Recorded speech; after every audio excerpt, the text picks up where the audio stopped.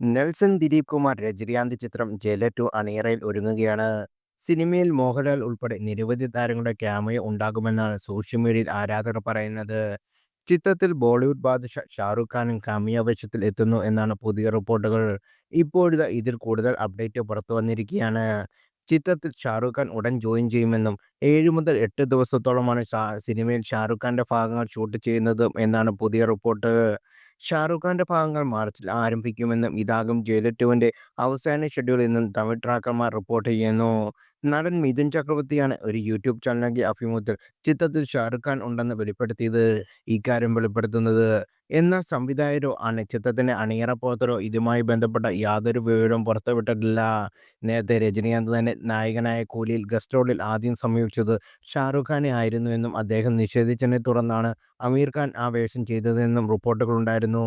Sun പിക്ചേഴ്സിന്റെ ബാനറിൽ കലാനിധിമാരാണ് സിനിമയുടെ നിർമ്മാണം. ചിത്രം അടുത്ത വർഷം തിയേറ്ററിലെത്തും.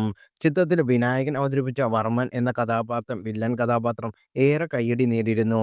സിനിമയുടെ രണ്ടാം ഭാഗത്തിലും വിനായകൻ ഉണ്ടാകുമെന്ന് നടൻ തന്നെ വ്യക്തമാക്കിയിരുന്നു.